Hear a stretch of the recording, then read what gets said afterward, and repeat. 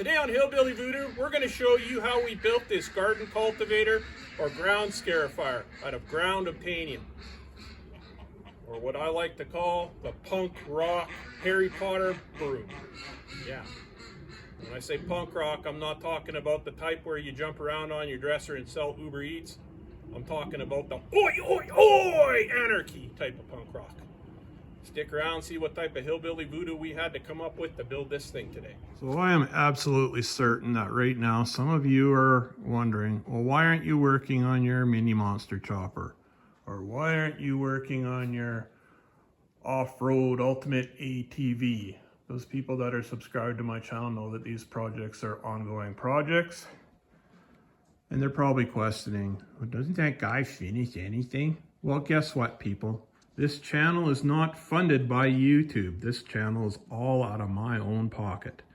And until money starts rolling in from the massive sponsors, which is never going to happen, I actually have to do jobs that pay the bills, or jobs that keep the old lady happy so that she allows me to do these YouTube projects. So what are we going to need to build this cultivator out of? Well, I think we're going to need some bearings for the roller, some little spikies, and a handle. Keep this project fairly simple and see if it works. So let's go dig around in our piles of ground obtainium and see what we can find. Now down here in the bucket of bearings, we know that we have at least 3 bearings that are the same because we found them when we were digging around for the bearings for the mini monster. So let's see. Yeah, there should be right on the very top here because we were just in here. Yeah, there's one the other day. And there's the other. Those are the same. Yep. So let's go out and see what we can find for a piece of pipe or tubing or something to go, that these bearings will go inside of. Those bearings, and yeah, we checked those bearings last time. They're still good. They're good enough for a cultivator. I mean, hell, we're just going to be jamming the friggin' thing in the dirt anyway, so. Yeah, we'll use those. Let's go find a piece of pipe now. You know what? I bet you we don't even have to go outside to find a piece of pipe that these will fit in, because there's shit all over the floor in here, like everywhere. Just look around. Probably don't even have to get out of our chair. Maybe one day I'll clean up. Yeah, that ain't gonna happen. Maybe after I trip on something and impale myself, it'll give me some. Hey, there's a piece of pipe right there. That's the right size.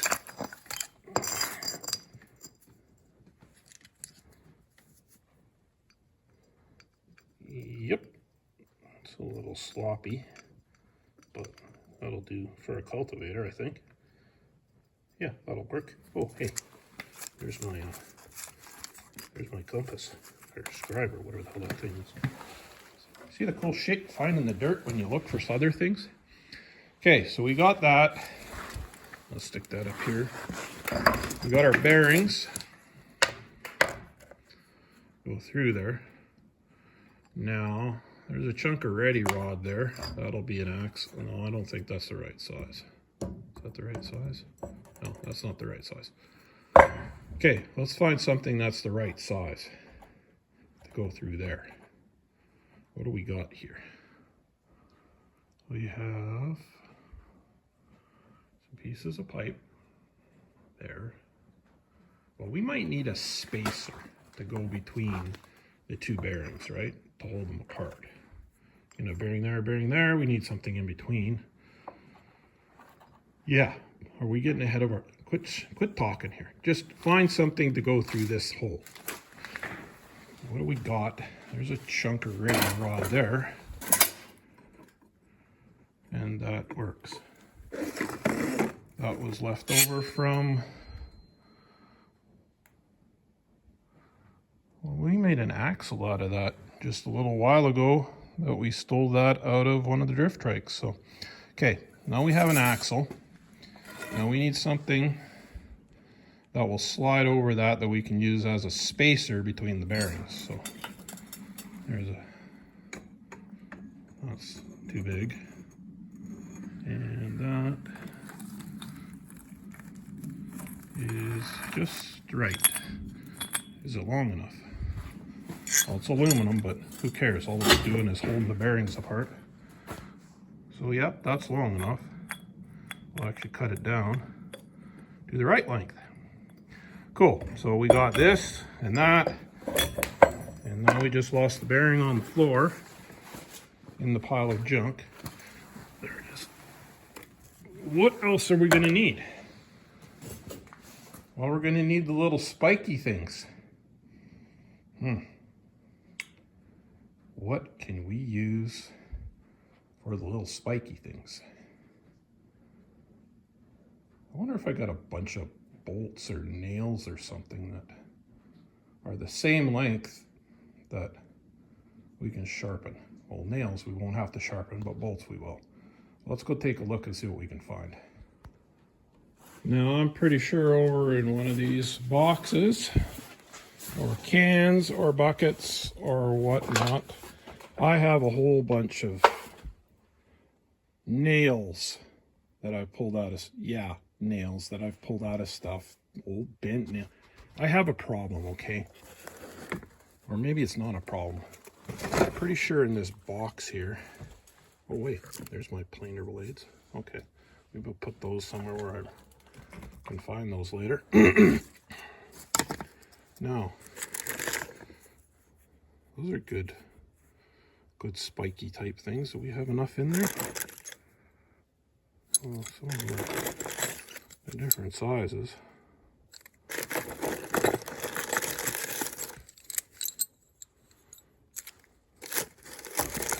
How much have we got in there?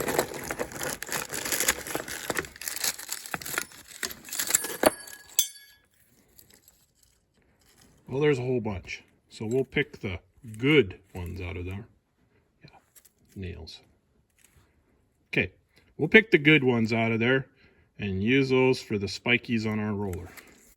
So I'm sitting here looking at these nails and I'm thinking that if we do that, those nails are really, really long. Probably way too long. They'll end up bending as this thing is spinning. So why don't we cut them in half? That should be plenty. We cut them in half. That should be plenty high enough. I mean, they're not gonna dig in very far. Why am I building this cultivator? Well, because around here on the farm we have goats and we have ducks. Goats and ducks do a remarkable job of compacting the dirt. When they run around in certain areas for quite a while, they beat that dirt into the ground so hard that it's almost like pavement and you can't get anything to grow on it. So what my wife's idea is something that will just kind of rough up the surface, break it up so the water can actually soak in, and maybe she can get some seed to grow on it. That's ultimately what the goal is here, is to get some more feed growing. So I think I'm gonna cut all these nails in half. So I'll have twice as many. That sounds like a good idea. Yeah. I guess that's some ultimate kind of question for people out there is, if you cut something in half, you have twice as many, right? But do you have twice as much? You still have the same amount, right? Because it's still the same nail, still the same mass, but you have twice as many of them. Yeah, I don't know. Think about that for a while. If that doesn't warp your brain a little bit, I don't know what will. So anyways, let's measure these. Yeah, let's do some precision measurement on a bent nail. Why are we measuring a bent nail? Because we're going to cut it in half. How long is that nail? 5 inches. Or 130 millimeters. Yep. So half of that, 2.5.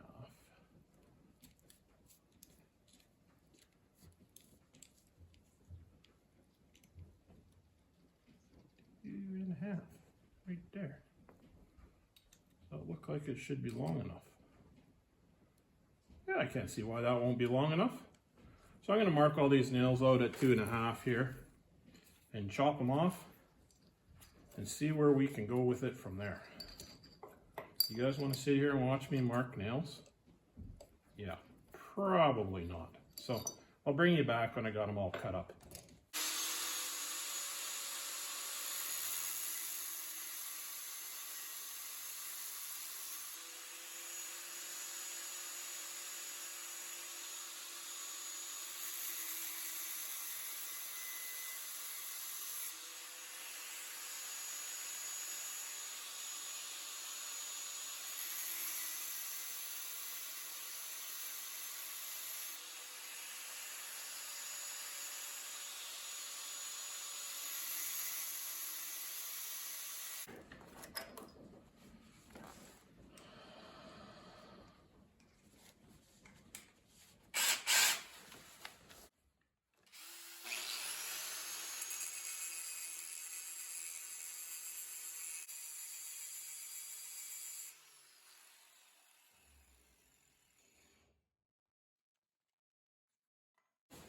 So now that we got our little pokey things all cut and sharpened up here now, I think we need to decide how many we're going to put on here and how spaced apart kind of thing they're going to be.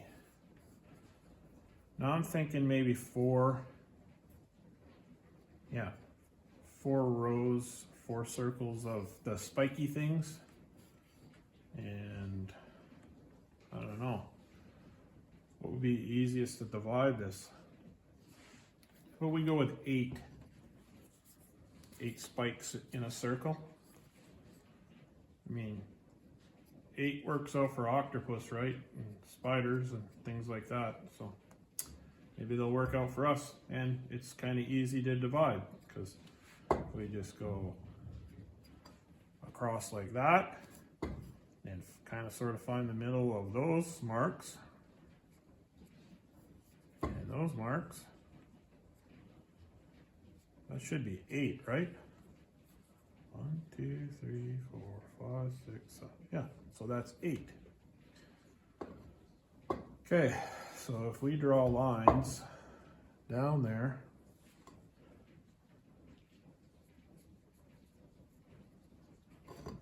like that, like that, like that, like that. And we know where all those marks are on the outside. And we can kind of line that up there. Like that. You guys see what I'm doing here? Maybe not, but you can guess. And we'll do this. And then we'll do this.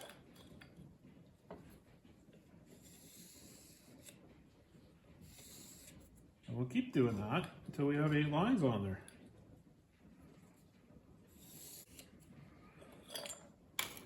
We have 8 evenly spaced lines around there now. Now let's go, I don't know, bearing width in on each end.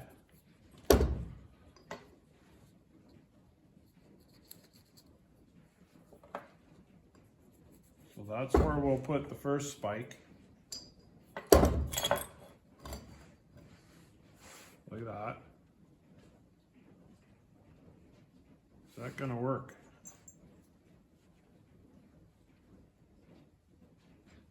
Huh. You know, we might have to go 16 lines and make this outside row like that, and then put the next row like that. I don't want them too far spaced out so that they don't bend, but I don't want them too close together that they're gonna put not enough ground pressure or point pressure down under the dirt and dig the dirt up. Interesting thought here. Yeah. Well, I guess we could always put more in later. Is that going to dig it up good enough? Who knows? I don't know. We're just trying this out here. Well, you know what? Let's weld. Let's kind of eyeball, use our micrometer here, decide where we're going to put the other ones. Yeah. Draw that circle all the way around.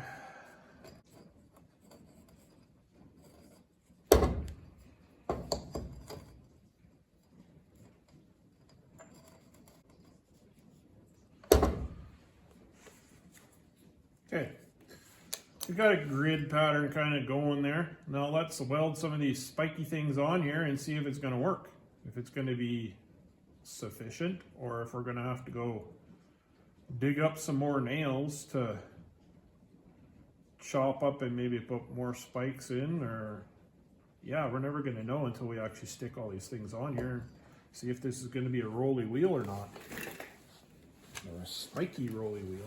We got all our little spiky pokey things welded onto our spiky wheel of death here. Kind of ended up going a little bit more random than the grid pattern, but hopefully that'll help us out in the long run, create more ground pressure.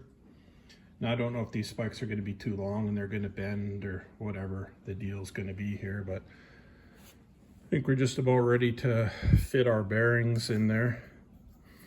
But it seems like the weather has stopped weathering again, so maybe it's time to consume some performance enhancing things and go clean some chimneys. Hey, look at that. Looks like a pissed off pufferfish. Yeah, did you see that? Pissed off pufferfish. Totally. Well, I guess if this doesn't work as a ground cultivator, we can always weld some washers on here and call it art and sell it to somebody. But anyways, yeah, let's go out and get some chimneys done before the weather decides to start weathering again and dumping big blobs of icky white stuff on our heads. Now this is one for all you people out there that doesn't or don't believe that there's something seriously going on with our climate. Literally less than 2 hours ago, when I walked up to this shop, there was 4 inches of snow out here. No word of shit. And it is gone. All of it. For this time of year, you should not be able to see any ground anywhere around here. And the only snow that we have is a tiny little pile right there. Yeah, no word of shit. Less than 3 hours, and all that snow that was piled up overnight is gone. This ain't normal, guys. I hate to break it to you. This is not a normal thing. So let's go and get our chimney clean before more of the snow comes down.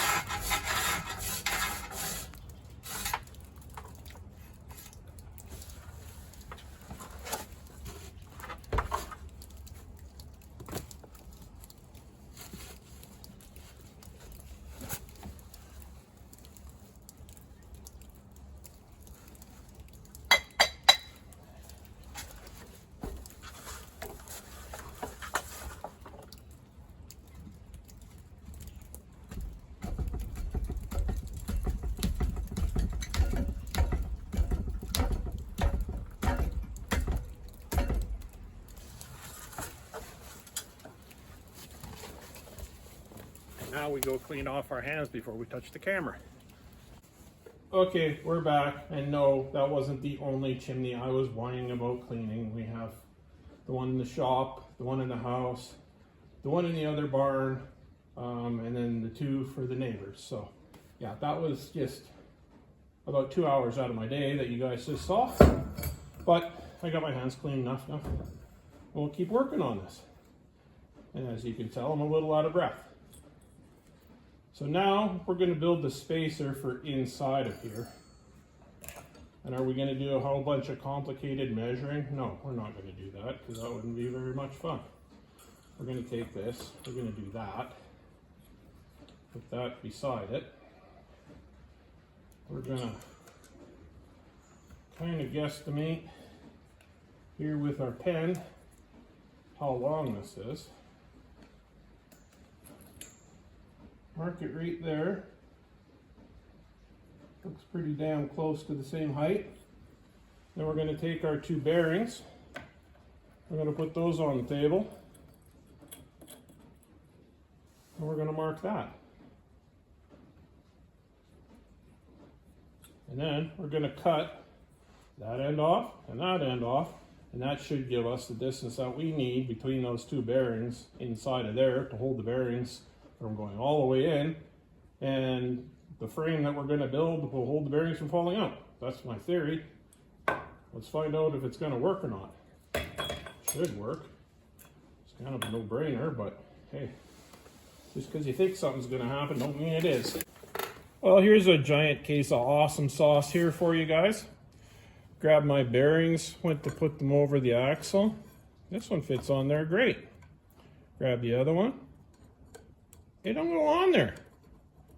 Figured, okay, well that's okay. I have another one in the bucket there, the same, that maybe this one's just weird. Well, guess what? The one that fits over is the weird one, not these ones. They're really, really close. Yeah, that's kind of a kick in the you-know-what. I think maybe I'll cut a chunk of this, the length that I think we need. I'll stick it in the lathe and just take the file to it because it's like really super close. It kind of goes over the, yeah, that's about the only way I can think. Either that or we find some other type of material that we can make another shaft out of, but this is close and easy to work with, so yeah.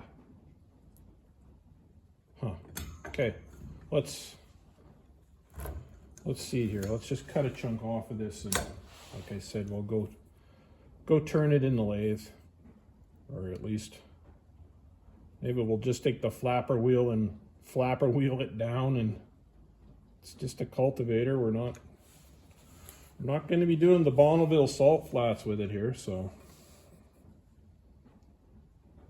I wonder if there's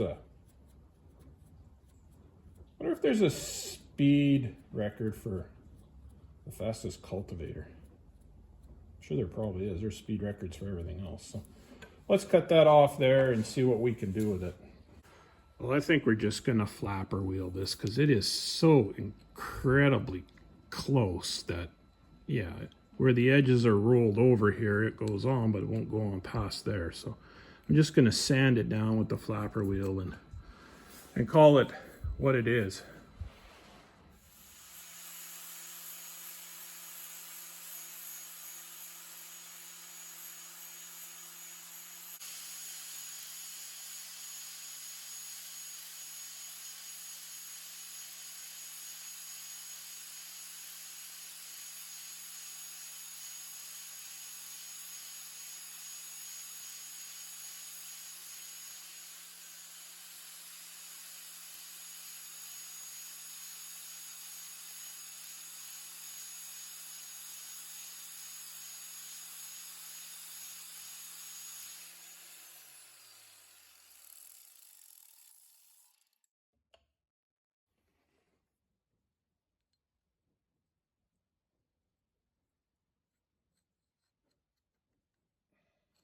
Now that should work.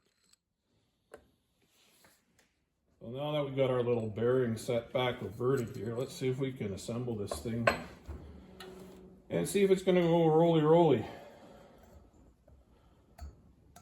Those bearings aren't super tight in there, but I can't really see that mattering.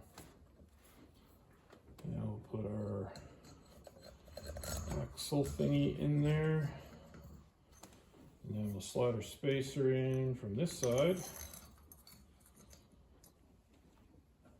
and we'll stick that bearing in that side. And this side's a little tighter, it's got rust in it, so we'll use our crescent hammer.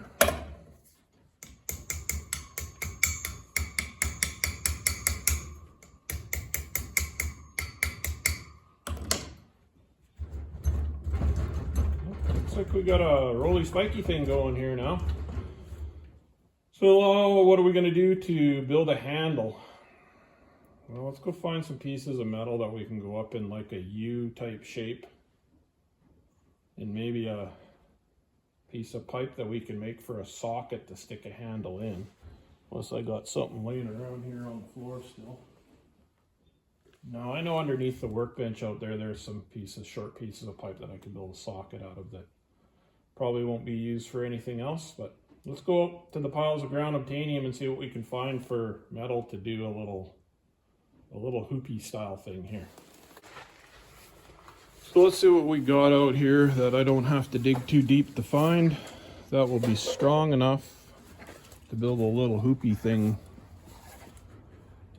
but yet light enough that it won't be too much of a burden to use. So that's the problem with building your own tools, is making them so that you actually want to use them. All good in theory, but if it's a pain in the ass or it's too heavy, then nobody will ever use it. There's some flat stock there. Now, is that going to be strong enough that it won't fold up on us when we lean on it? It's fairly thick. Yeah, let's take that. Let's try that out. Is that a good thing? Well, it's close to the door here, so there's some other stuff there. It's a little thicker. Let's try this stuff out, and if it doesn't work, well, I guess we can always rebuild it, right? I always get accused by my wife of making things too heavy duty, and then nobody wants to use it because it's too heavy. But so we'll try this out, and if it doesn't work and if it folds up and doesn't do what we need to, I guess we can try a different story. This is what we ended up with here, guys. I just took the flat stock and I made a little kind of a U-shaped thing. I left the edges a little long here so that if you want to get some extra pressure on there, you could probably stand on it with your foot. I don't know if that's a good idea or not, but it is what it is. It'll give you a little more ground pressure if you want to break up harder stuff.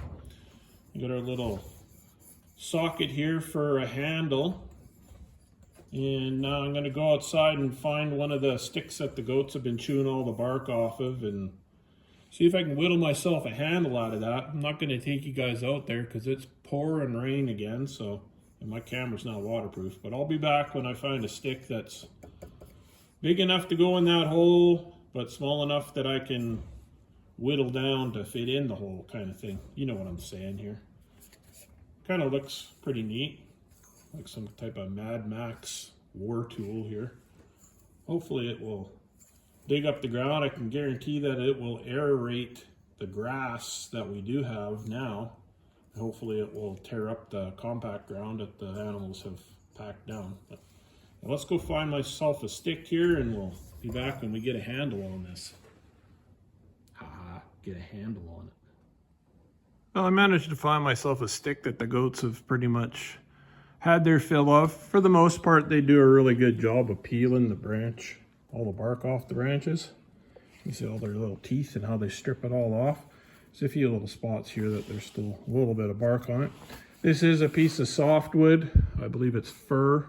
Not really an ideal handle. It's pretty gnarly and yeah, but it'll give me something that I can test this little tool with, see if it's going to work. So I'm going to do a little bit of whittling away on here with a knife and then some sanding, and when I get this stick into a handle, then I'll put it on my little wheelie thing here and I'll bring you back and we'll show you how this, or if this thing is going to work. Well, our stick's all whittled down there now and sanded and installed in our cultivator. Little hint for you guys, if you're ever working with super green wood and you want to sand it, just plugging up your sandpaper and all that, just give it a quick burn with a torch. It crystallizes the sap, it helps preserve the wood, and it makes it way easier to sand. Of course, it torches your wood, but it's not really a big deal because you're sanding it, you're taking all the black off. I think the Japanese called it sosujiban. I mean, if it's had their buildings lasting for 5,000 years, I'm pretty sure that it's a real thing. So I've coated it in a layer of oil. I'm gonna let it soak overnight before I go out and test this thing out. It'll just be overnight for you guys, but it's actually dark outside here right now, so I can't do it right now. But tomorrow, which like I say, will be a blink of an eye, I'll go out there and test it.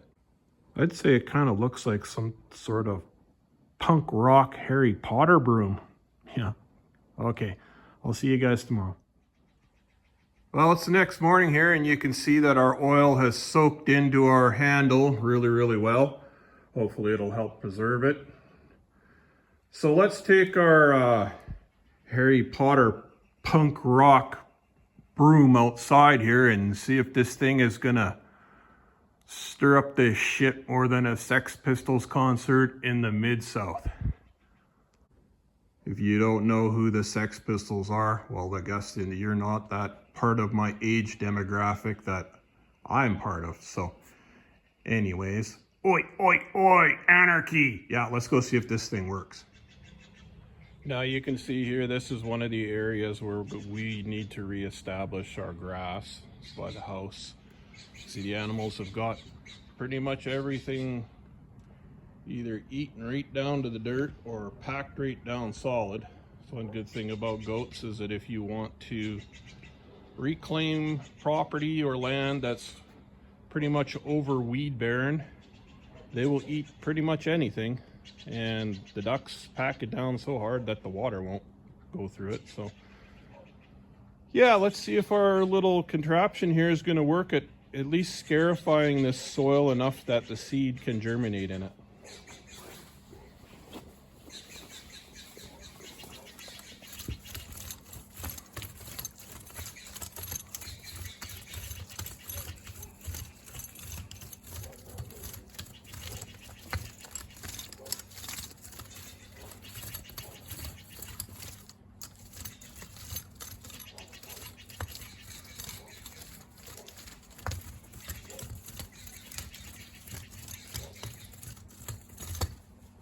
Well, as you can see, it seems to work pretty good. Not too much effort. I didn't even have to stand on it to get it to at least break through the surface, which is more or less what we want. We just want the grass seed to be able to take purchase into the ground, and we don't want it to turn into a big, huge mud bog.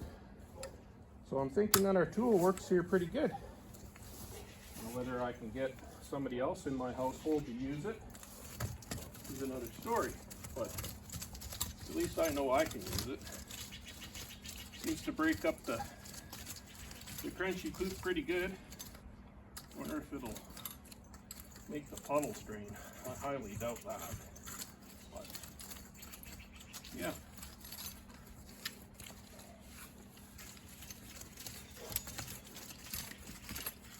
You kind of turn it a little bit sideways, it seems to break stuff up even better. So